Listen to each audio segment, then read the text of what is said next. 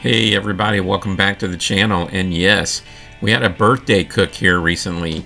And you're in the right place if you're tired of artificial intelligence, because it's all natural here. Well, as good as it gets anyway. Yep, for this episode, we are comparing the Moberg and the dual fire once again, a brisket battle and a pork butt battle, going low and slow overnight for both of these. And I gotta tell you, this was tasty. So let's get started. With respect to the brisket challenge, and you guys know I love a good brisket, this was the plan going into everything. I've gotten to a habit where I do an overnight dry brine, and then basically that next morning during the day I get the smoke on, and I go long and slow all through the day, and then I effectively cook it overnight where I raise it to temp and bring it to tenderness. And that's just the habit I've gotten into because it seems to work well when it comes time to resting everything and having it ready for lunch or dinner, depending on the case. So 2 briskets in place, and again, a number of people coming over. It was time to do some serious trimming. So cutting out the decal fat, getting everything into place. And yeah, I went a little bit heavy here because I gotta tell you something, I'm prepping for some sausage at some point. So basically cut that up, cubed it up ahead of time so it could go into the freezer and then be ready for me when it comes time to do the grind. So I got a lot of good trimmings on this. Now, seasoning wise, blacks, yep, that's my favorite barbecue rub. This time I added a little bit of John Henry's bourbon on there before I put the Hardcore Carnivore black into place. And yep, I remembered to get the edges, got all that done, and we were getting ready to go. So with brisket number 1 seasoned up with rub and ready, it was time for brisket number 2. And both these briskets were about the same size, so I felt like this was going to be a good comparison, through and through. And by the way, both of these briskets were choice brisket. My Randall's didn't have any prime, and they had a sale going on, so I went choice this time, which I normally don't do because I haven't had good luck with choice. So we'll have to see how this turns out. But there you are. Everything's dusted and ready to go. So overnight, did the brine. We're ready that next morning for that long, low, slow smoke. So getting the probes in place so I can measure everything. And yeah, I had an early start around 6:30 in the morning. Got everything hooked up, probed up, and we were ready to get this thing going.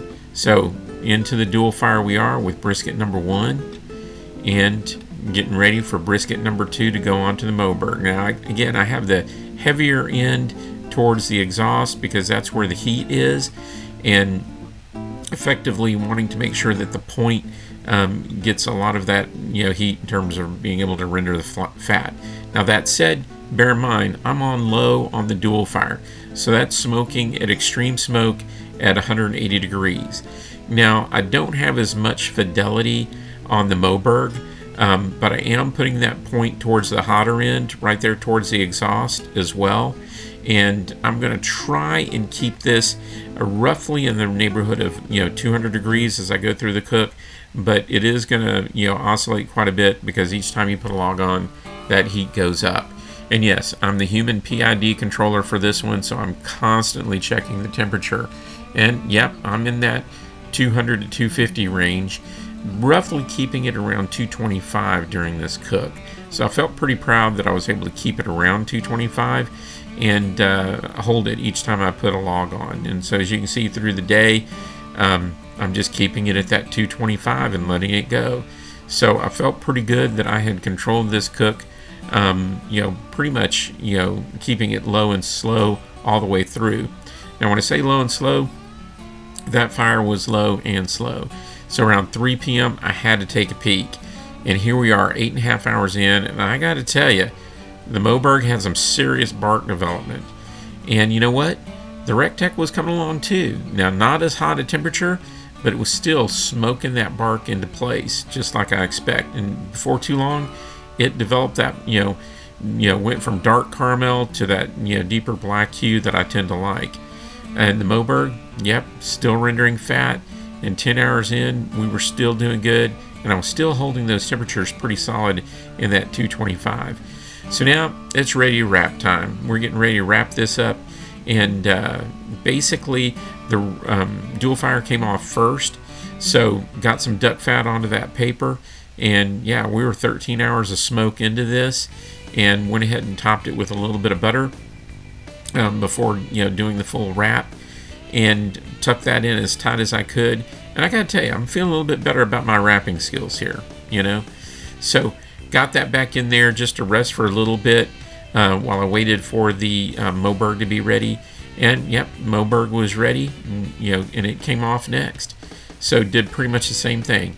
Layer of duck fat down on there, and then effectively, laid this into place. And yep, gonna put a little bit more butter on top of this, and then we're gonna wrap this thing up tight as well. And both of these felt really good at this time. Had a good, somewhat jiggle, and I took them out when they were a little bit north of 170 degrees. Okay, so this was assured that they were well past the stall and that everything was looking good. So now it was really just about bringing it to temp. Now, instead of doing this in the respective cookers, I opted for the easy way out this time. I wanted low and slow all night. I didn't want to be tending a fire all night. So basically, I took that all inside for the overnight cook, put it in the oven, set it at roughly 210, and then brought it up to 215. And that next day, yeah, we were good. Everything was done to tender. And so here you go. This was off the dual fire. Look at that bark. Just juicy as could be. And I gotta tell you, I was feeling pretty confident here. Okay. Now, got the Moberg out there as well. And again, super, dark bark on this one. The seasoning and everything was looking really good, and we were juicy as could be on that too. So yes, very proud moment here. Now, as far as the verdict goes, I'm going to have to give the nod a little bit to the Moberg on this one. Taste was just a little bit deeper and richer for me, and it just came out a little bit better. But that said, they were darn close. So now we're on to the pork butt, and it's the same plan. Overnight dry brine, yep, that works well there too, okay? And then we're going to do a long day of smoke, and then guess what? Yes, we're going to go ahead and bring that up to temperature with an overnight cook. And so this worked out fairly well as also. And I kind of staggered both the brisket and the pork butts for this. So, bear that in mind if you're doing a large cook like this. Now, in this case, same procedure, okay? The only difference here is the seasoning and the lineup, and that I don't use the hardcore carnivore. But I do score each of these in a diamond pattern across the top, just so I can make sure I get, plenty of season, into them, okay?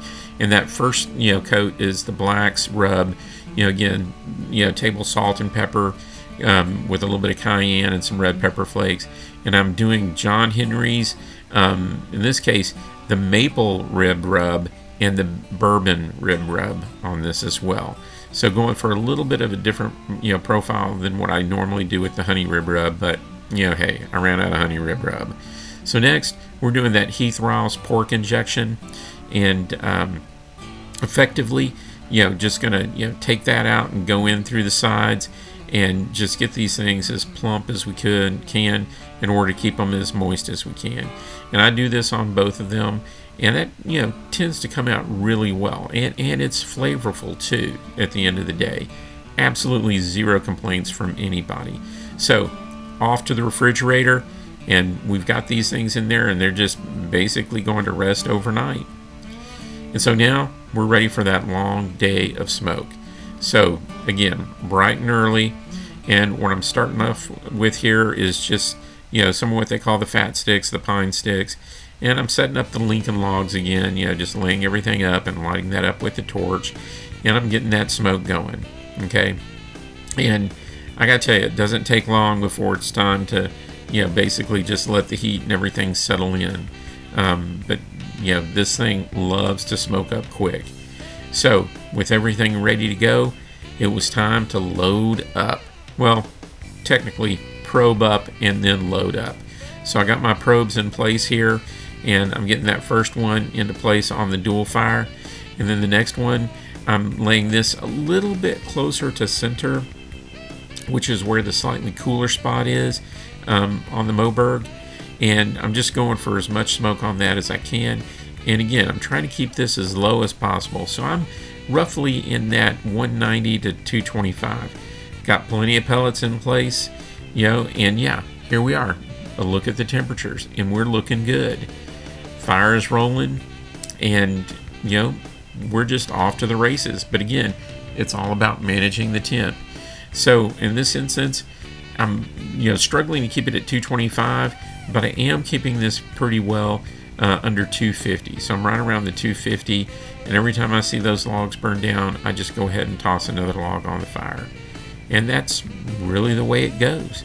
When you're the human PID, you're in control of the fire and keeping it, again, there low and slow. And, had to end up peaking. And not too long, we had some bark development going on.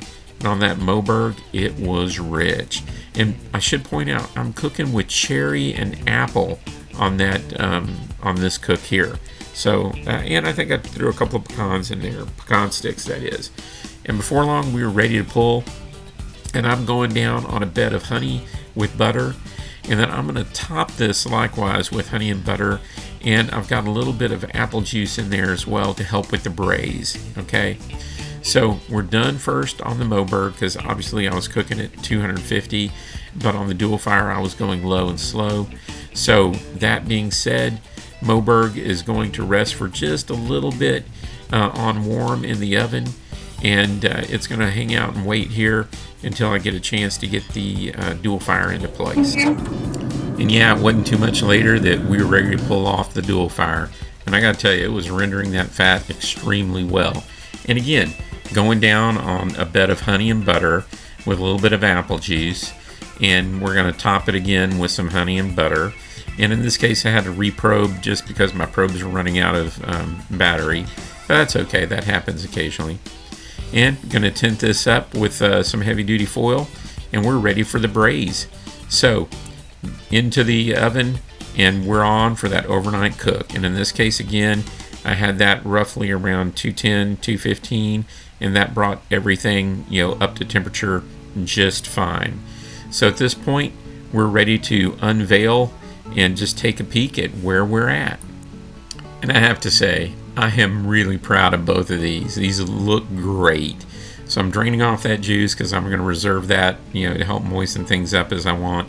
And now I'm cutting off a few pieces for that official taste test by the woman I'm trying to please, if you know what I mean. Can you taste the difference between the two? I like that one. You like that one? What is it? Why do you like that one better? I don't know. More flavor. More flavor? Okay. What is it? That is the dual fire. Now, I thought that pattern was really rendered well on that one too.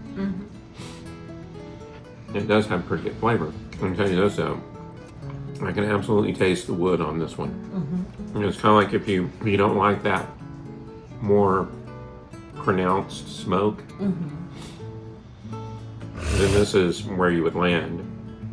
Because the texture, I think, is pretty good on both of them.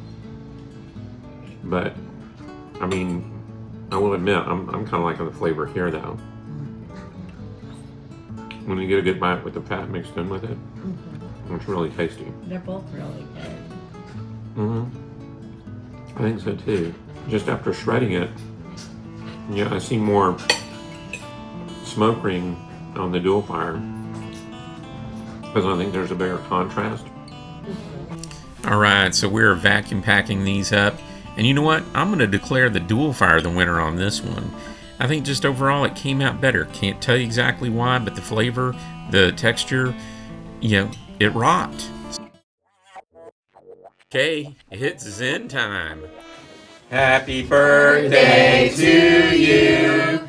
Happy birthday to you. Happy birthday, dear Peyton. Happy birthday to you. Blow out the finger candles.